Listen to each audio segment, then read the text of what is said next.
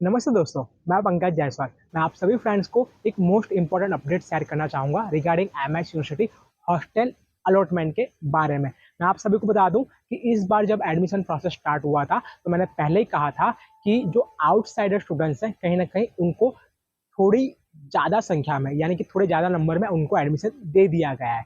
लेकिन हॉस्टल की जो फैसिलिटीज़ है, वो सभी स्टूडेंट्स को नहीं मिल पाएगी, क्योंकि हॉस्टल में सिर्फ लिमिटेड स्टूडेंट्स ही रह सकते हैं। तो उसी के according faculty of commerce, faculty of arts, faculty of education and psychology, faculty of science, faculty of technology and engineering, faculty of law, faculty of family and communicative science, home science, ऐसी सभी faculty से मुझे calls और message आए हैं। और फिलहाल कहीं ना कहीं स्टूडेंट्स जो हैं वो भी प्रॉब्लम फेस कर रहे हैं रिगार्डिंग हॉस्टल्स की। तो मैं आपको एक बात क्लियर टू कट बता दूं कि हॉस्टल्स में जितनी वैकेंसी है, उसमें सभी फैकल्टी का एक कोटा होता है, और उन सभी फैकल्टी को जो कोटा है वो दे दिया गया है हॉस्टल चीफ वार्डन सर के द्वारा। और फैकल्टी ने सभी ऐसे स्टूडेंट्स को जो अप्रूवल भी है वो प्रोवाइड कर दिया है, वो चाहे बॉयज़ हो या फिर गर्ल्स हो, सभी को जो हॉस्टल का अलॉटमेंट है वो मिल चुका है। सभी को मतलब ऐसे स्टूडेंट्स कि जो एलिजिबिलिटी क्राइटेरिया के अंडर में आते थे।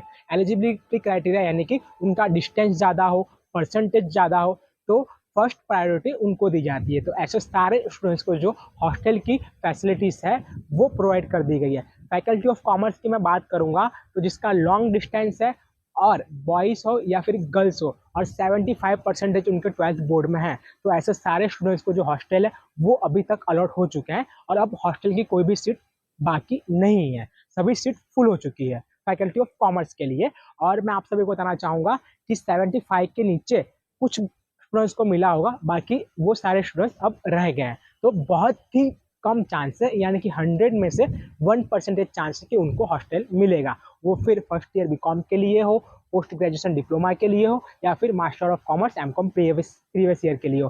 बात करेंगे फैकल्टी ऑफ आर्ट्स के अंदर, तो फैकल्टी ऑफ आर्ट्स के अंदर भी जिस भी स्टूडेंट्स का डिस्टेंस 250 किलोमीटर जितना है, उनको जो है वो अलॉटमेंट हो चुका है, बॉयज़ हो या फिर गर्ल्स। और फैकल्टी ऑफ आर्ट्स में भी जो सीट है वो अवेलेबल बिल्कुल भी नहीं है।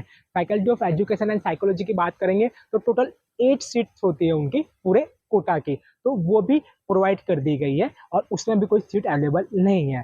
तो चीफ वार्डन सर से हमारी बातचीत हुई है, ऑल गुजरात स्टूडेंट यूनियन एजीएसयू की, और मैनेजमेंट से भी बात हुई है। इफ कहीं हॉल में कहीं पर भी अगर कोई जगह होगी, तो उनके द्वारा आने वाले समय में कुछ जो सीट्स हैं वो हर एक फैकल्टी को अलॉट की जाएगी, और उसमें मैक्सिमम तो नहीं, मिनिमम भी नहीं, गिन के कुछ ही स्टूडेंट्स का एडमिशन हो सकता है। और मैंने बहुत पहले ये बात क्लियर की थी कि अगर आप अप्लाई कर रहे हो तो वो डिपेंड आप पे करेगा, क्योंकि हॉस्टल सबको नहीं मिलेगा, और हर साल सबको हॉस्टल नहीं मिल पाता है। तो ये जो अपडेट थी मैं आप सभी को शेयर कर रहा हूँ। अगर इसके रिगार्डिंग आपको कुछ बात करनी है, कुछ प्रोसेस करनी है, तो मैं आप सभी को बताता हूँ। Monday to Friday university chief warden, hostel के जो चीफ वार्डन है, उनकी ऑफिस पर आपको जाना है, और वहाँ पर जो भी अथॉरिटी सर या मैम होंगे, रिस्पेक्टेड अथॉरिटी पर्सन जो भी होंगे, उनसे आपको बात करना है। इसका एड्रेस है hostel chief warden, near bank of Baroda, Fatehganj, university pavilion ground के एग्जैक्टली सामने